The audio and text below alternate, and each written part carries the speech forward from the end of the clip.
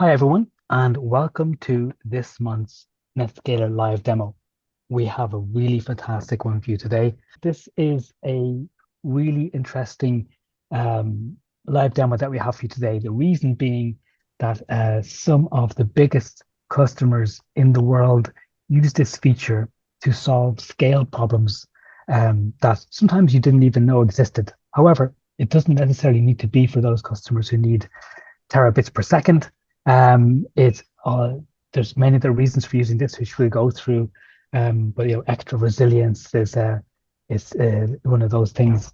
Um, we all know NetScaler high availability. That's the standard way that a lot of you do high availability on NetScaler. But now we're going to talk you through clustering, how it works. I'm going to give you an overview of it. This is a gentle introduction to it. And then later on, maybe in one or two more NetScaler live demo sessions, we'll talk about some of new features of functionality that we're bringing. But right now, I'm going to hand you over to Hitesh, who's going to give us a little talk on clustering, and then we have the live demo on an actual setup of a cluster live in the next 30 minutes with Tejas Swinning. Over to you, Hitesh. Thanks, Ronan. Hi, everyone. My name is Hitesh. I'm from the NetScaler product management team. So today, as Ronan mentioned, I'll be talking about a cluster. Now, the first question that comes into your mind is, what is a cluster? A cluster is nothing but combination of same NetScaler nodes connected together to achieve the same functionality, to be valued as a single deployment. So if you see over here, we have 3 nodes connected together. Okay, they all have the same purpose. They all are active. They all are taking traffic. Cluster is an active traffic processing unit that can scale from minimum 2 nodes to 32 NetScaler appliances.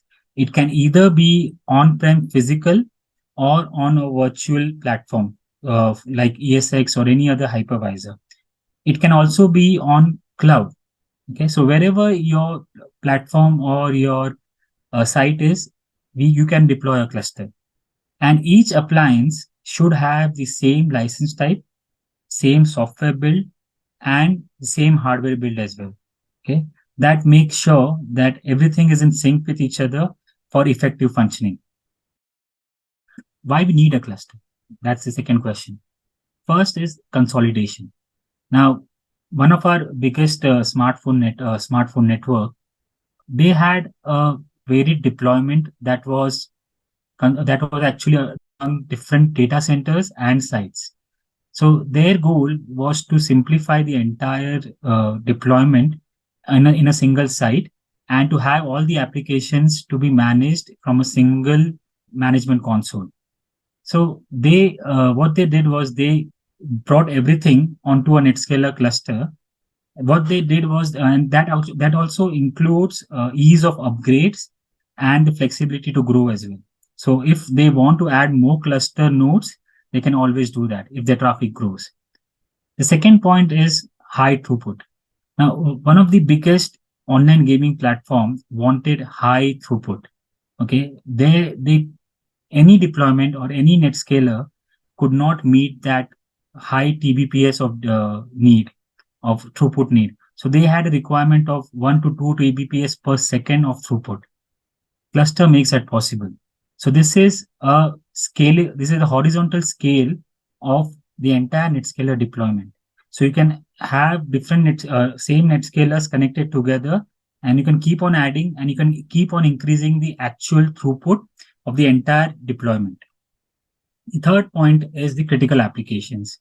Now, you might have some applications which are so dependent on the NetScalers that even if one node goes down or if there is any downtime, you cannot afford any downtime.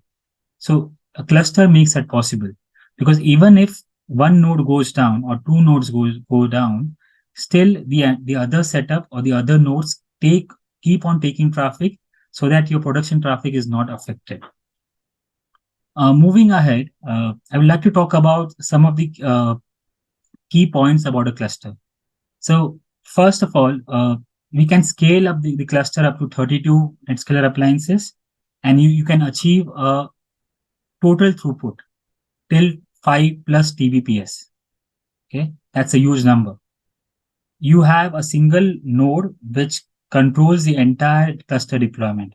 That is called as a configuration coordinator.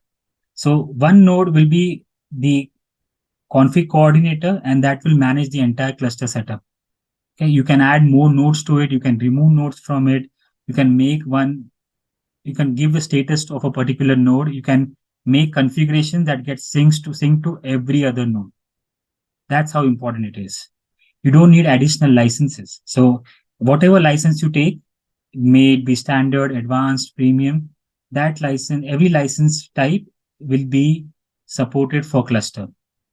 You have right now we have two traffic distribution mechanisms. You have the equal cost multipath and you have the CLAC. More on this will be talked about by during the demo or during the more explanation on the cluster deployment. It's available on all platform types, okay, all deployments, MPX, VPX, via SDX, then VPX on a third party hypervisor, even VPX on Google and AWS cloud. So cluster is on cloud as well. And you can configure nodes with partially striped or spotted webs. Again, these are concepts that will be explained more in detail in later slides. It's available in two deployments. One is L2 and the other is L3. So if you have a cluster deployment that you want to span across a single data center in the same L2 network, then you can use a L2 cluster. But if you have a deployment where you have different data centers and you want to, or different network domains, you can you can actually configure a cluster through an IP network as well. Okay. Now, the other point is you already have an HA. That is the most common deployment. What are the advantages of having a cluster over HA? The first that I talked about is maximum scalability. You can achieve more from two nodes that you couldn't from the traditional HA setup. You can always keep on adding or removing nodes from a cluster. You can add a node, you can make it from 3 to 4, 4 to 5, or you can remove the nodes and that does not have any traffic loss. Okay, so it's this kind of benefit you don't have it in HA. Okay, you need some kind of a downtime in HA. Cluster is a truly active setup. That means both of the nodes are actively taking traffic. It's not like, so the config is flowing between the nodes, traffic is being shared between the nodes. So it's a properly active setup. Whereas in HA, it's an active passive. So only one node takes traffic, and if one node goes down, the other will take over. Okay, so that is one of the key benefit. You have, because of this setup, you have minimal outage. So even if one node goes down, you have other nodes to take that traffic. So your production again is not affected. For an example, if you have two NetScalers, let's call them node A and node B, and each of them have 40 Gbps of throughput licensed. In a HA deployment, you can only leverage 40 Gbps of entire throughput. Okay, the other 40 Gbps, you can say it's in a passive state or it cannot be used. But in a cluster, when you add those two nodes, you will have total of 80 Gbps of throughput. So that is an added advantage over an HA. So that's it from my side. I'll pass it over to Tejaswini. So she'll explain more of the concepts about different concept of cluster, and she'll also provide a demo. Thank you, Hitesh. Oh, hello, everyone. I'm Tejaswini. So let's go on to the some key aspects of cluster before we jump into the cluster bring up live demo. So as you can see in this topology diagram, so this is how the typical cluster is deployed, whether client data plane and server data plane. And the key thing is here is the backplane. So cluster backplane is one which is used for the internode communication. So when the nodes are in same network, the node-to-node messaging or the STR traffic and the config propagation synchronization happens over the cluster backplane. And then comes the concept called cluster IP. So this is a floating IP which is owned by a configuration coordinator and which is responsible for management tasks such as access, aggregated view of cluster nodes, and many other. And the configurations that we perform to any node or cluster instance level will be through cluster IP, and the cluster configuration coordinator will auto propagate the configurations to other nodes of cluster. So this is about cluster IP. And there are two types of configs in cluster deployment.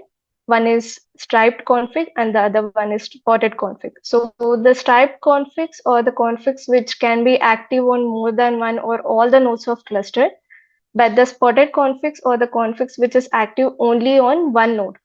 So this is specific to any deployments where you want any spotted snip IPs to be configured alone to a node. In such ways, we use the spotted configs. One of use case we will explain while we are giving demo. And the cluster node states. So we have admin configured 3 states of node. One is active, passive, and spared. When the cluster node is configured as active, then that node can actively participate in taking the traffic, and it will be serving the traffic. But when a cluster node is set to passive by admin, it means that this cluster node is not eligible to participate in traffic, but it is still part of cluster.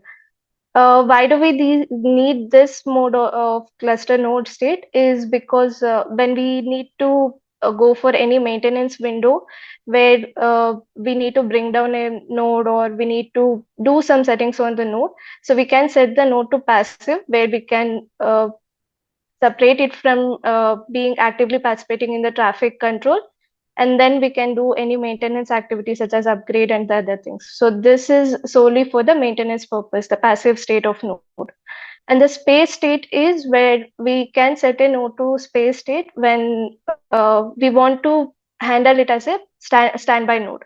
So when an active node goes down, this spare node can take over the functions of active node that went down. So these are the 3 admin states of cluster. And for cluster to be operationally active, there is a rule of n by 2 plus 1 node must be active in the cluster. So there is an exception for 2-node cluster in this case. So this is about the brief of key concepts of cluster. Let's go on to how to set up a cluster. So yeah, to start with cluster formation, so we will begin with one node, and we have to log on to the NSIP of the node that we want to create to be in the cluster. So on NSIP system cluster tab, so there is a tab called manage cluster. And here we need to mention the cluster instance ID, which is a unique ID to identify a cluster. And this is the cluster IP address. As I explained, this is used for all the management activity. And there are other cluster instance level settings which we can use if required. And when we proceed further, we need to mention the node level details as well. And there should be a unique node ID for all the nodes that are in the cluster, and backplane, which is for internode communication, and state of the cluster. By default, it will be passive. As while we are adding, we can keep it in passive state, and once it comes up properly, we can make it active. But as it is first node, I can go with active state. And once I do continue with this, so this warning is to inform user about handling the spotted configurations. So this warning will be explained in detail in coming sessions. So we can go ahead with forming the cluster. So there should be a warm reboot, a save and warm reboot before that cluster is configured. So this reboot will take some time. So we are going on to a different node which is already configured with single node cluster, and we can continue to show how the join is performed. So this is my clip IP. So we have to log into clip once the cluster is formed, the single node cluster is formed, and then whatever the further operations should be done through the clip IP, not the NSIP. So again, under the clip, same system cluster. but there is nodes section. So here we can go and see there is a one node which is already being added and active. And if we want to add further nodes, we can click on add. And again, it's a unique ID, the node IDs that we want to be participated in the cluster, and the new node ID which is joining the cluster, that node IP, and the backplane for node communication. And state we can keep passive or active based on our requirement, whether the cluster is already taking some traffic, then it's good to go with passive mode. As I don't have any live traffic, I'm going with active mode. And there is a execute join command and reboot on the remote system. So there are two modes where we can join the new node, either from the NSIP of the new node, or there is a new enhancement where we can join it from this tab itself. So I'm going ahead with this tab itself, where we need to mention the cluster node credentials, which is the new node credentials, the node username and password, and the configuration coordinator credentials. So these passwords should be same across the configuration coordinator and the new node which is joining. So once we do create, it will ask for a warm reboot prompt, and we have to say yes. So created cluster node, and it is joining the node. So it will take some time to reboot and come up, and operationally it will become active once the node is rebooted and it comes up. So this is how we configure cluster. And if we want more nodes, we can go ahead and add on to the further nodes that we want. Or if we want to change some settings of a node, we can edit and we can change the settings as well. So this is about bring up of cluster. Let's move to how the packet flow works in a cluster system, right? So let's say a client is starting a traffic and it sent out a packet from client, and it receives onto a external traffic distributor. This can be either CLAG or ECMP or what deployments you choose for. So based on CLAG or ECMP hashing mechanism, this packet can land onto any node of the cluster. So let's consider a case where the packet landed onto the node 1. So the packet which receives the traffic, we call it as flow receiver, FR. So once the flow receiver received the packet, it need not be the node which processes the packet. So we have a mechanism called internal DFT hashing, which is a consistent hashing mechanism, which takes care of fair distribution of traffic across the nodes. And in failure scenario, there is a minimal or proportional loss. So for that purpose, we will calculate the hash again, and we will find an FP, which is a flow processor, and we will steer this packet which is received on flow receiver over the backplane to the flow processor. So flow processor is the node which consumes the packet and connects to the backend server to get a response. So flow processor will send out the packet to server, and server has to respond back to the request that came.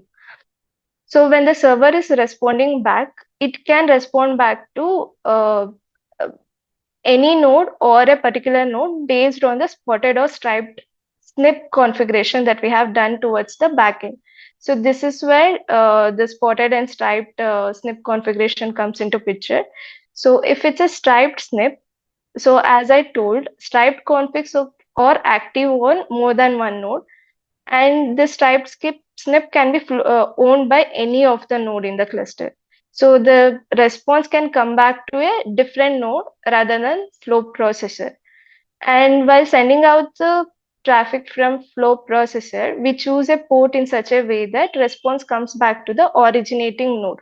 So that when a packet received on flow receiver, I mean new flow receiver of the backend traffic, so it will find an FP and it will redirect to the flow processor. So this is the case when we use the striped snip. and the flow processor will respond back to the client. To avoid this steering overhead over backend as well, we recommend to configure the spotted snip on the backend. So when it is a spotted snip, it is owned by only that node. So when it is sending out the packet, the spotted snip is the source IP, and it has to respond back to the same node as it is only owned by the node, that node. So this is where the reduced steering comes into picture when we use the spotted snip configuration. So this is about the packet flow of cluster. Let's go on to how the cluster takes the traffic, right? So this is a three node cluster system, node 0, node 1, and node 2. All three nodes are active and up. So they are actively participating in traffic. And this is a clip login, which is showing the aggregated view of all three nodes throughput and HTTP requests per second. So when we log on to each individual NSIPs, node 0, node 1, and node 2, so we can see that there is a fair distribution of traffic. So this is the aggregated view, which is around 4.5 gig. So on each node, it will be fair distribution across each node. So this is how the traffic is distributed across the cluster nodes. As we were seeing, when a node goes down, there is a proportional loss and the other nodes are able to handle the traffic. We can show the demo of it. So when we say node going down, right? It can be node went into inactive state. Basically, it should not participate in taking traffic. So that we can achieve by setting the cluster node to passive state. So I'm setting the node number 2 to passive. When we say the state as passive, as I informed, it will not participate in taking the traffic. So when we go to node number 2, so he will come down within seconds and he will become inactive, and the throughput will, he will not receive any further traffic. Just a quick a quick one on this. So this is something that I know our customers also do, that when they have to perform an upgrade, we do have some features on here to do a graceful draining of connections on a node. So you can gracefully, now obviously HTTP requests are not stateful, but for other protocols, we can gracefully drain a node. So basically we leave it, it doesn't get sent any new connections, and we watch as connections drop to 0, and then we know that that node is safe to, if you need to upgrade the firmware on it, that you can then do that without actually interrupting one single session that's flowing through your cluster. And we're dealing here with huge numbers. You can see here casually going, here's the demo, and just throwing 500,000 requests per second through 3 nodes. So you can see, the type of customer and the scale that we're actually operating at here is, significant. But we make sure that every transaction is important, because, if you're running an e-commerce site, every transaction is money. So we make sure that nothing gets dropped, and that's what clustering does. Thank you. Yeah, thank you. So yeah, this is what we wanted to show. Like the traffic is still continuing and taking the same bandwidth while the node 3 is down. So it is not receiving any traffic, but the other 2 nodes are still receiving the traffic and is able to handle the higher bandwidth. And on the clip aggregated view, we can see that we are still continuing with the same bandwidth. So this is what we had. Brilliant.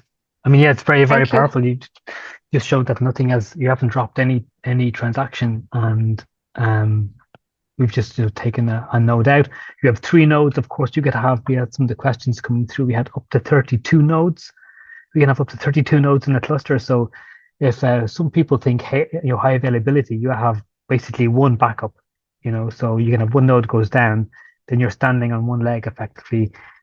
Some customers don't like that, and that's where they would have GSLB, maybe in a different data center. But if you want more resilience, when you don't necessarily want to be running multiple GSLB pairs in the same data center, then clustering is an option for you.